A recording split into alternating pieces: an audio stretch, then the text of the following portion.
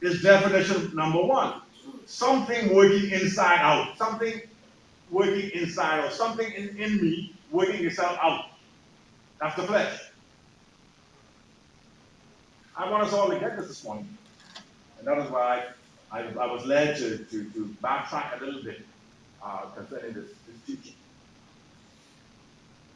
And so this verse literally reads, now then, it is no more I who works it out, but the sin that dwells in me.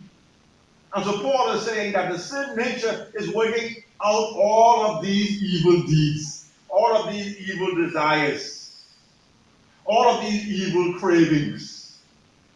The sin nature, Paul is saying, is working out all of these evil deeds. It's the sin nature inside me. It's the flesh.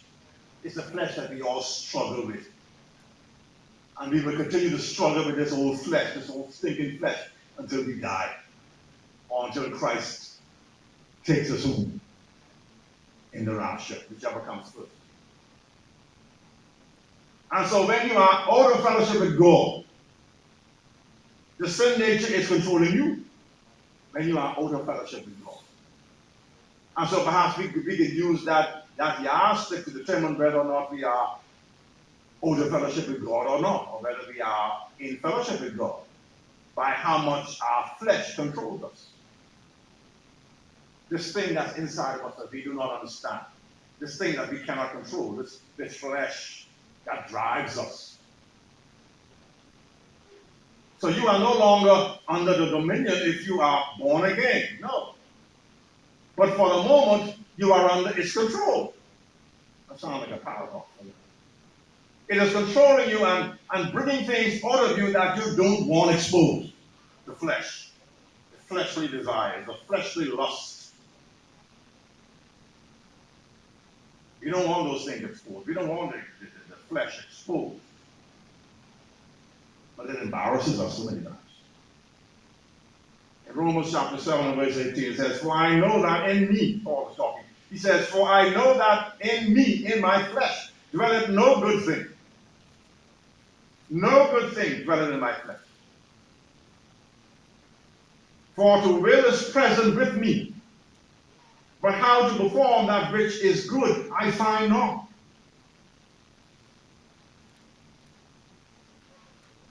And the word perform means something inside working out. But how to perform that which is good, I find not.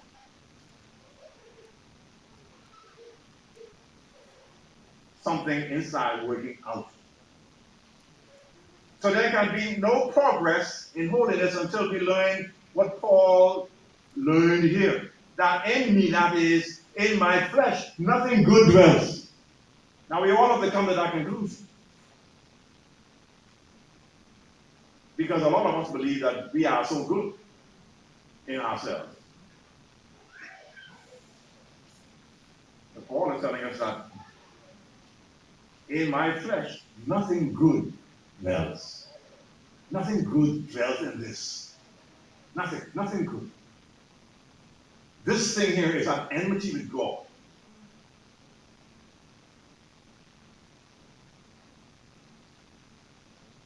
It is bent towards disobeying God. This. It is bent towards pleasing itself. This flesh. This doesn't want to please God, not this flesh. It is bent in just the opposite direction. Hallelujah. For I know that in me, Paul saying, in my flesh, dwelleth no good thing. On the flesh here means the evil, corrupt nature which is inherited from Adam and which is still in every believer. This flesh is in every believer. And we all inherited this thing here, this flesh thing, from Adam. And the Bible says, as by one man sin entered into the world. And so death by sin was passed on to all flesh. So we all have this. the propensity, we all have Adam's DNA inside of us. We all have Adam's nature inside of us, which is to disobey and to rebel against God. All of us, because we all came from Adam. All of us have his nature inside of us to rebel and to disobey God and to have our own way, to go our own way. This old flesh. We call this Adam or Adamic. This Adamic flesh, Adam. Adamic comes from the root word Adam. So we refer to it as Adamic. This Adamic flesh. It is the source of every evil action which a person performs. And there is nothing good in it. There is nothing good in this. So stop trying to tout it and to blow it up and to make it smell good and to make it look good and to make it look presentable and whatnot, because there is nothing good in it. There's nothing. And so when we learn this, it delivers us from from ever looking for any good in the old nature.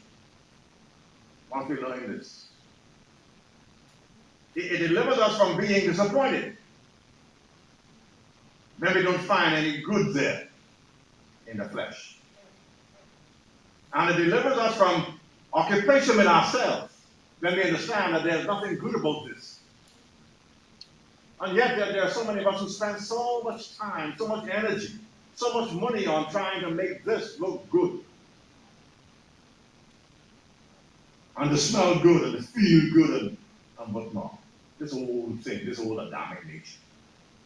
I'm not suggesting that we don't bathe and but we don't use perfumes and we don't dress nicely. I'm not suggesting that. And so as the saintly Scott, Robert Murray, and so others said, for every look we take at ourselves, we should take 10 looks at Christ. And to confirm the hopelessness of the flesh, the apostle mourns that although he has the desire to do what is right, he doesn't have the resources in himself to translate his desires into action. And the trouble, of course, is that he is casting his anchor inside the boat, or in himself. And so Paul is saying, I know that in my flesh dwells no good thing, for the desire to do good is present with me, but how to work that which is good out, I don't know how. I don't know how. I don't know how. And so Paul is producing sin that he doesn't, or he does not want to produce. He's producing sin that he does not want to produce. He has the desire to produce good, like all of us, but he doesn't have the way to pull that good out of himself and actually do it. My God. And this is the Apostle Paul talking about. So he's basically saying, I am trapped. I am trapped. I keep going around and around the same problem. I keep doing what I don't want to do. And I really want to do what is right. But just can't seem to do it. I want to do what is right, but I just can't seem to do it. And all of us can identify with this.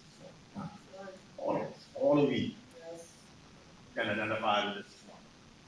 We want to do what is right, but we just can't do it. Some of us are in relationships that we know we shouldn't be in, but we just don't seem to have the strength to pull away from that relationship and to shut the door on that relationship forever.